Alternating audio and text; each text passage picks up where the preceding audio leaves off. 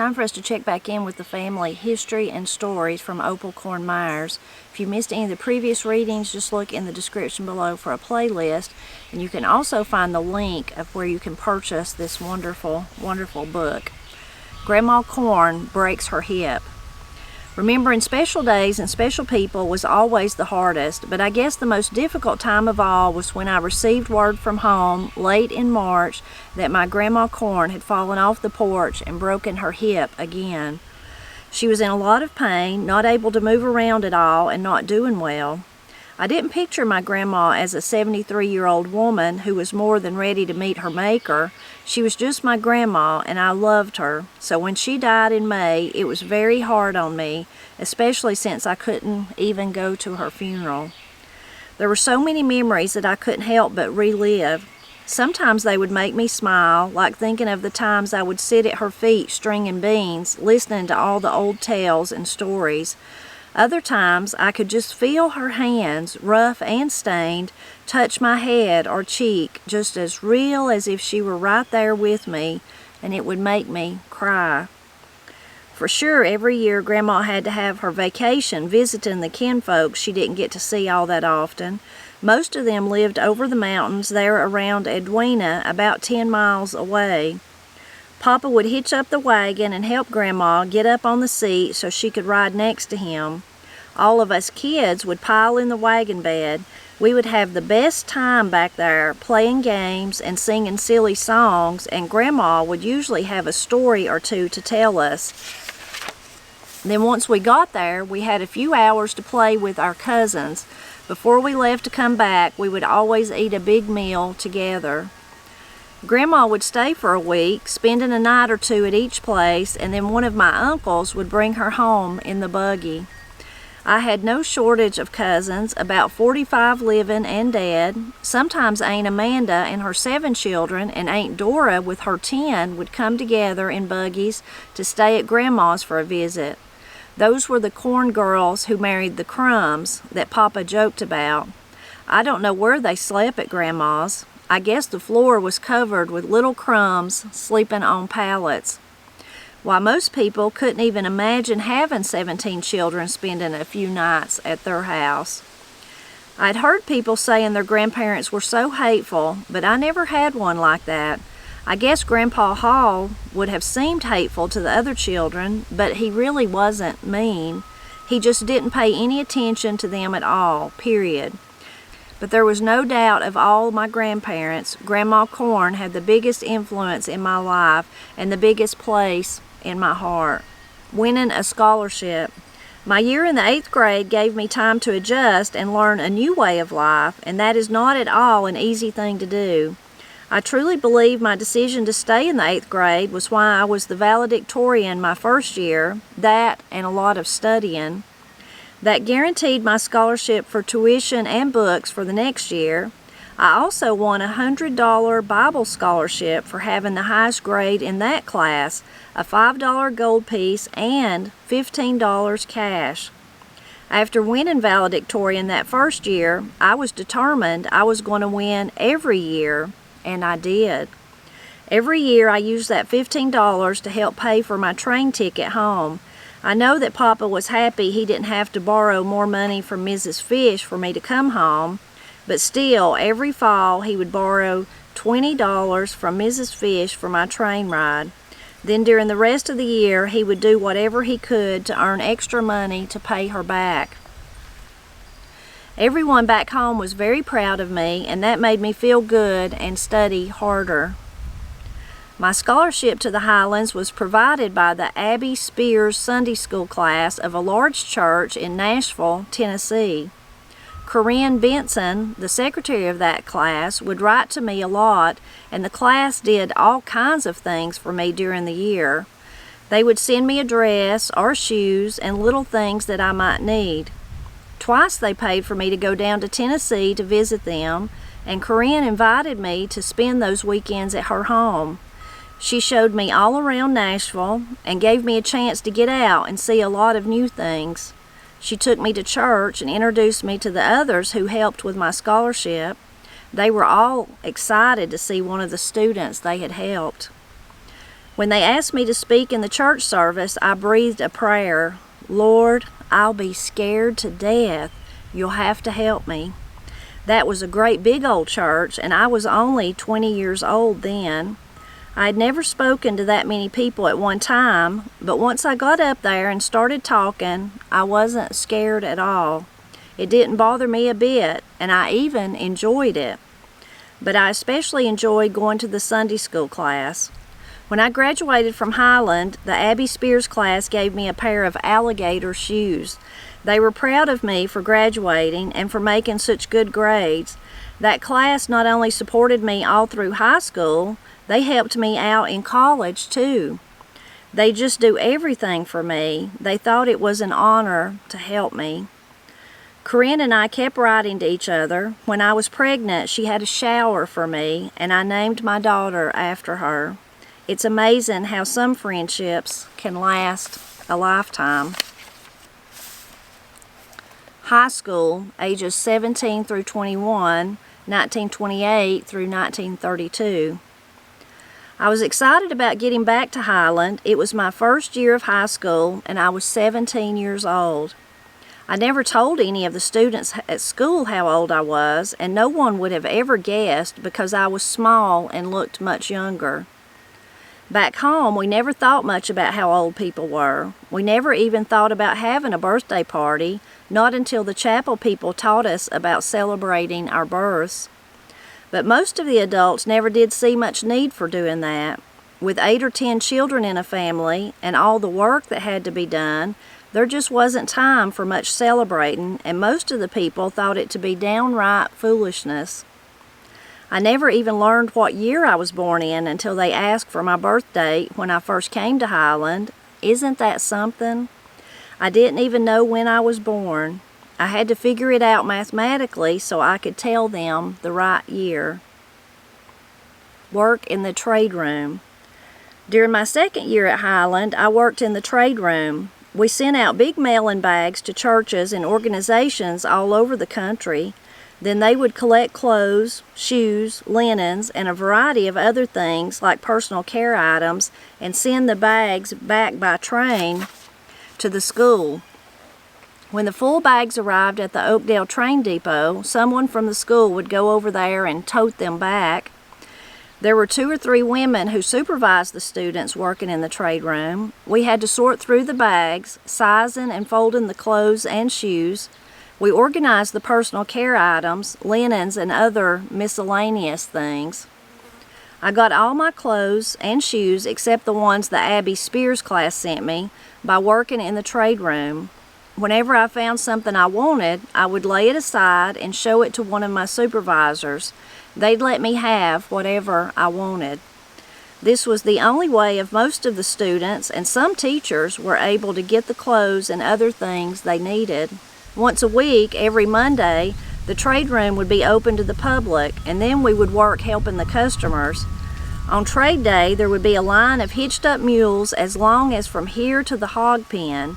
People from all around the community would come, some with turkeys thrown across their shoulders, others carrying chickens or ducks, geese, or any kind of fowl that they had. Some would bring berries or various kinds of canned goods. One of the supervisors would establish a price for whatever they brought in, and then they would be able to trade for that amount in goods from the trade room. No money was exchanged at all. It took a lot to feed and clothe 200 students and staff. Without trade day, we would not have been able to feed everyone, even with our farm there at the school. I doubt that the churches had any idea how much they were helping when they filled those old mailing bags. Orphans and widows. One of the buildings at the school was an orphanage for the young children. It was totally furnished with and run by donations that came in. Some of the orphans were school age, but most of them were 3, 4, or 5. None of the orphans were little babies, since it was usually easy to find families who would take them in.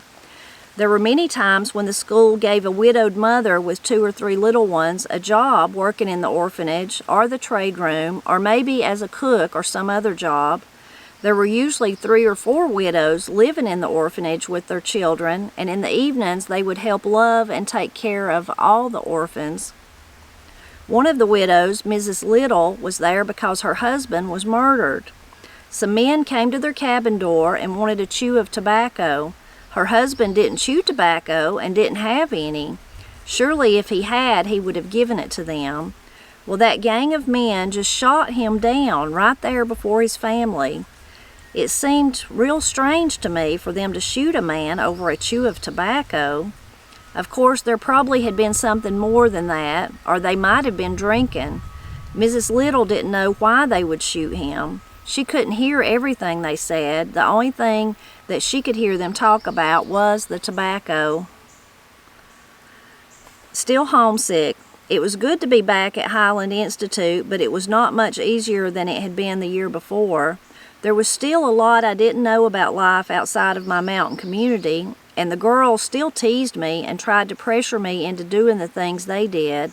I was no less homesick than I was the year before.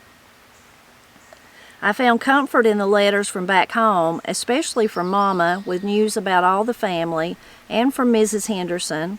I read them over and over when I felt homesick, and I read my Bible a lot too. Before I would know it, I was ready to meet whatever the problem was head on, my normal way of dealing with life. I was even glad to get real letters from Ben, who wrote to me every week. After I'd gotten home the summer before, Elizabeth told me she had written the letters I'd received from Ben. He would tell her what he wanted to say, and she would write them out and make them sound a lot better than his. At first I was furious and swore that if I ever got another letter for him, I would tear it into 1,000 pieces. Later his letters were looked forward to, and he was becoming a good friend. Every Sunday I would write a short note to Ben and slip it into the envelope with my letter to Mama and them. There was nothing personal about my letters. We were just friends, but I could always depend on the girls teasing me about him. One time my roommate even wrote to him as if I had introduced him to her just to tease him, but he wouldn't answer her letter. My epileptic fit. I didn't like the way the other girls would tease me and try to get me to go to socials and things.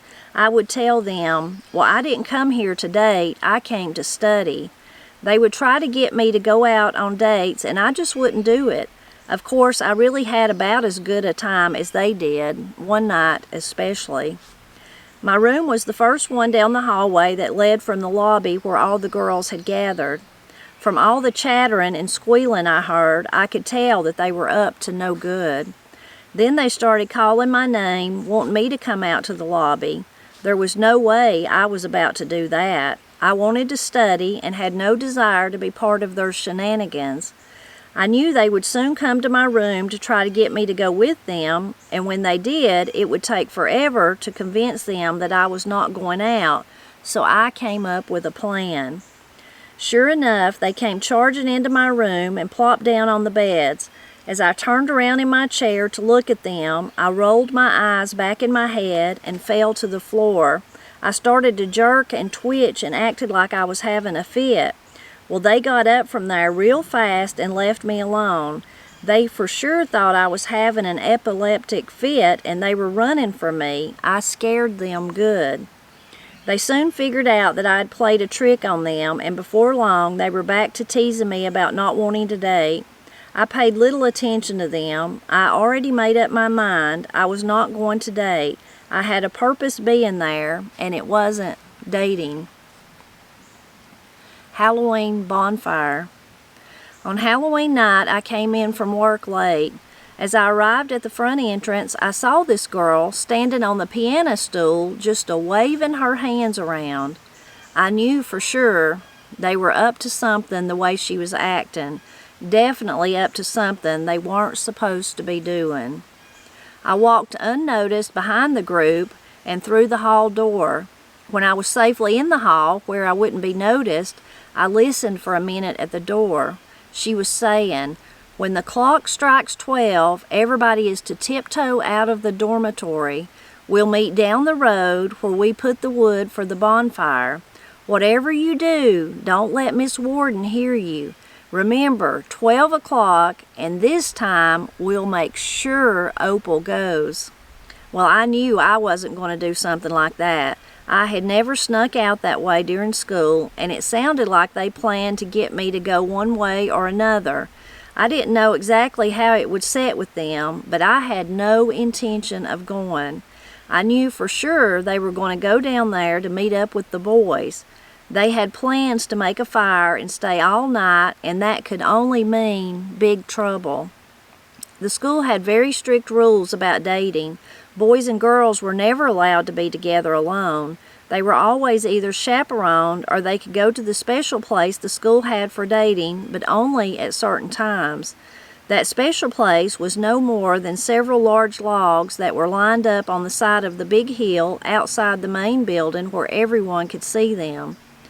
At date times, there would be 2 or 3 couples sitting on each log.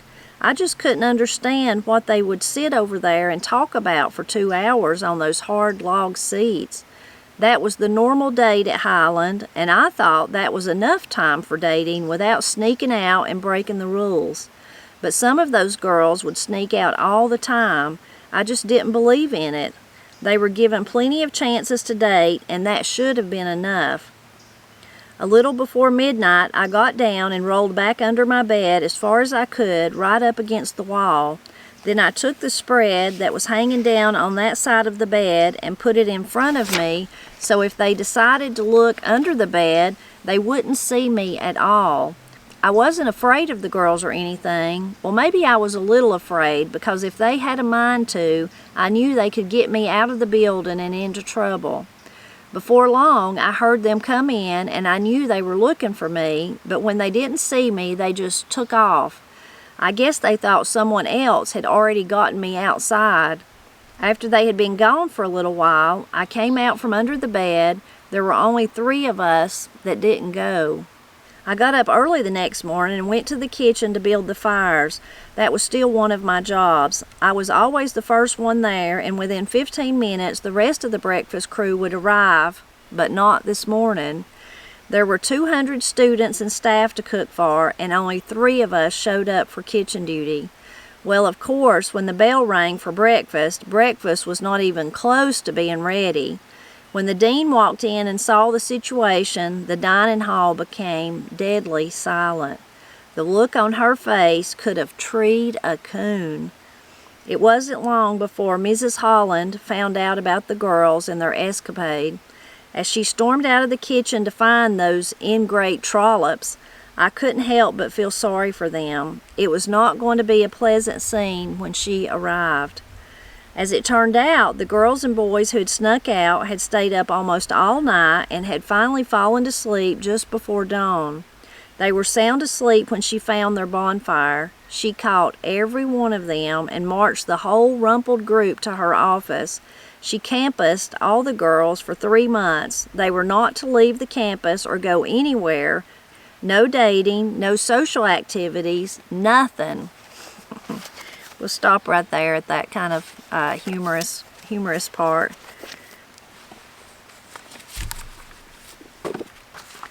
This was a really interesting part to get to hear Opal. Opal got to go home. The last week when we read, she was so homesick, and Mrs. Henderson had wrote her that great letter and encouraged her to stay, and she kept reading it over, so she made it the whole year. And then she went home, and now she's come back to be in high school. Interesting, or sad really, but at the beginning about Grandma Corn, that she fell and broke her hip and then ended up dying just about a month later. So that's really sad. You can tell how bad it hurt Opal, especially that she couldn't go home. She couldn't go home and go to the funeral. I really like how she described her grandparents. Now, everyone's not lucky enough to have grandparents, and maybe they died before you were born, maybe you're estranged from them, something like that. And then also, maybe sometimes they're not so nice. You might be one of those people. Opal said she'd heard people say their grandparents was hateful. So grandparents are such a blessing, though, if they're good ones. I had good ones on both sides. And my On my daddy's side, we called them Mama and Papa on Pap's side. Papa lived until me and Matt were dating when he died, so he lived a long time. Mama Marie, though, his wife died when I was in 5th grade, and she babysit me, so I spent lots of time with her. I really, really loved her. But of course, you know, in 5th grade, I wasn't asking about the stuff I would ask about today. So I do have memories of her, but it wasn't like I had real conversations with her, so I wish she had lived to be older.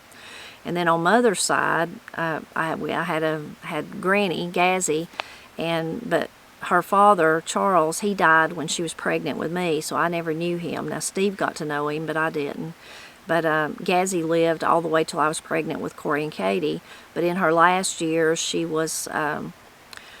got dementia. They didn't really call it dementia. They called it hardening of the arteries. But anyway, she'd had that for many years.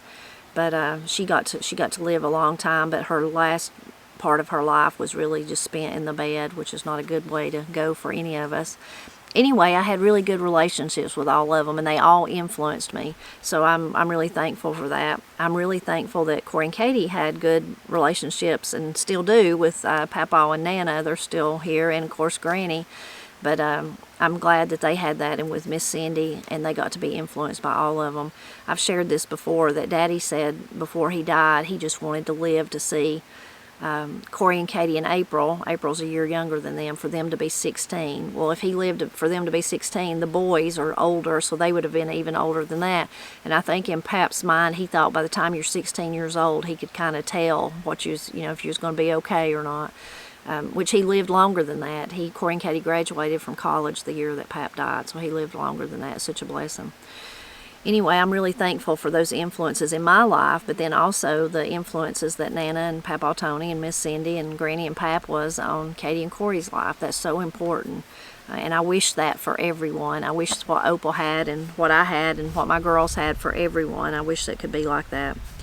Opal tells us in this part, which we already knew she was smart as a whip, but she ended up being the valedictorian. And then because she got those little kind of monetary things for it, she decided she's going to do that every year, and then she tells us she did. For all the years she was at Highland, she was the valedictorian. Isn't that amazing? Now we can kind of see why, because of her how hard she studied. But because she got that money, then she was able to help pay for her travel back and forth. Really sweet, though, that her daddy still borrowed that $20 each fall to send her off with. And you got to wonder, if she hadn't won that money, would she have even been able to go home in the summer? Because maybe she wouldn't have had the train fare. Maybe she wouldn't have got to go home every summer. Maybe it would have just been part of, maybe 2 of the 4 or something like that, or 2 of the 5. But so sweet that her daddy continued to borrow that $20 so that he could send her back. And then he worked all year to pay that off. It's such a different time. Of course, today we think $20, what's that? But at that time, it was such a big deal. Money was. Even Pap's younger than Opal. He was born in 1937. So some of this stuff we're reading about had already happened before he was ever born. But even in his lifetime, he told me when he was a boy, it was not unusual that for an entire year, no more than $40 might pass through his mother and father's hands. No more than $40. Everything was bartered or traded for, kind of like the trade room that they had there at the school. That was how people got what they needed. They just bartered and traded for it. So just such a different time. Really nice that the church that helped her so much, they reached out to her, Corinne did, and got to meet her and took Opal and let her meet everybody. And that really made them feel good once they met Opal and they knew that their what they were donating was going to really improve the life of someone. And getting to hear Opal talk, you can just imagine when she talked there at that big old church, she probably just charmed them all. They probably all just fell in love with her. I know at my church, we really like it when our missionaries that we support, they come ever so often and they share, and you get to see them face to face, and they get to tell you, they update us all through the year by sending letters, and if they produce any kind of circular or flyer or something, I haven't seen that. Mostly it's letters, but then, or maybe a card or something. But how wonderful to get to hear them and see them face to face and get them to hear them talk about what they're doing on a daily basis. So I'm sure that they felt like that too. And then Opal talking about the birthday parties, I found that part really interesting, especially that she didn't even know what year she was born, but they just didn't put any emphasis on that. Well, you know, today, in today's world, birthday parties are just the thing for everybody. I had a comment not long ago, somebody said something about, do we not all, like the entire family, I think it might have been Matt's birthday, why didn't everybody come, like my brother's family and Granny and Paul and all that? In my growing up years, and there's nothing wrong with if you do do that, and if you do have a great birthday party, it's perfectly fine and normal, and I understand it. But in my growing up years, birthdays just were never made a big deal, kind of like Opal's family. Now, we always, usually Granny would make a cake she'd make a cake. If it was my birthday, Paul's, Steve's, Pap's, hers, she'd make her own cake.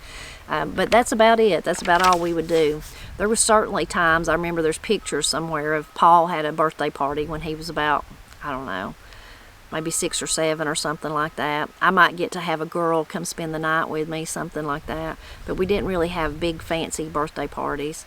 And I had a few for Corey and Katie, like with family and invited family. And of course today, like for Matt's, we just all get together. I don't expect everybody else to come. You know, maybe if it was some, like my brother's 50th birthday when he turned 50, they had a big party and we all went to it. But overall, mostly just kind of intimate family kind of things. So we celebrate a little bit more than Opal, but not as much as some other people, I guess. But that's how we all have to do. We all have to do what we do. But I thought that part was interesting. And then that trade room, that was really interesting. Now, I love thrift shops and yard sales and things, so that just been right up my alley, going through that stuff like Opal got to. I love hand-me-downs. When I'd get hand-me-downs as a girl, or when somebody'd give me clothes for Katie and Corey, I loved going through them and looking at them. It was just so neat. So I would have really, really loved that. Really loved that part. And I'm sure Opal did too.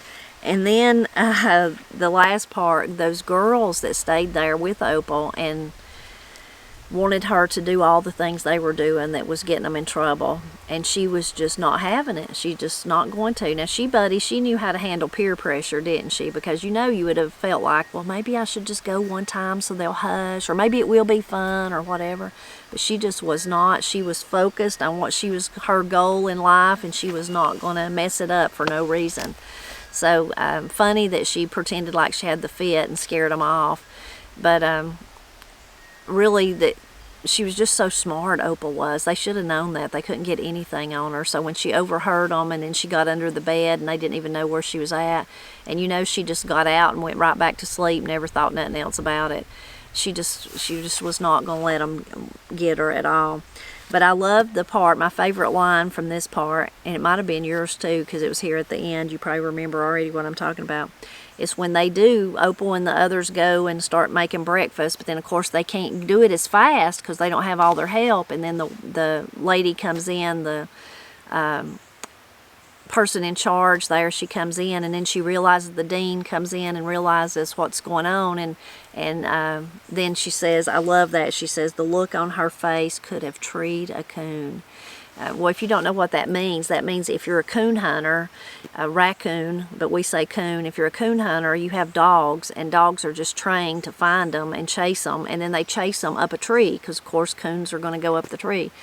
And they tree, that's what it's called. If a dog trees, it's treed. It's at that tree, probably up on it, but barking and just going crazy. And people that are hunters, they can hear the bark if they're a distance away, and they know that's a treed bark, or that's just trailing bark, or nonsense bark, or whatever. So I love it. So in other words, she was saying the look on her face was so scary and so stern that a coon would have went up a tree and not come down, like it was like a pack of dogs was chasing it, What a colorful way to say it. I'm going to have to remember that one and try to say it myself. I really love that. Her was a look that could have treed a coon. That's just perfect. Makes you think, though, if you maybe you know somebody that can really look mean sometimes. Maybe it was a teacher, maybe it was your parents. I used to give Corey and Katie the look. They call it the look. When I was, we were out in public or something, and they were doing something they wasn't supposed to do, and they said they knew if I give them one look, the certain look, they stopped. They knew they better stop, or they was gonna pay, for it. So maybe I was looking like that. I don't know. I can remember Pap giving a look like that where I knew I better stop. I would push Granny. Me and Paul both would push on Granny, but we didn't push on Pap hardly ever. And then Papa Tony and Matt, they have the same look like that. They draw their brows down. Most of the time, I think Matt looks mostly like Miss Cindy. I think he looks a lot like Miss Cindy. But his expressions are Papa Tony's. And when he brings his brow down like that, when he's mad about something, I just see Papa Tony. It's just plain as day.